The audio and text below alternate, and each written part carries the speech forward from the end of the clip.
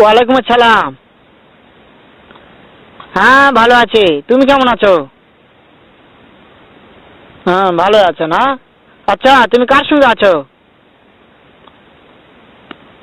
ওই মাদার চোদের সঙ্গে। ওই মাদার চোর তো এতই হারামজাদা। ওই শুয়োর বাচ্চা, ওই তো লটির বাচ্চা।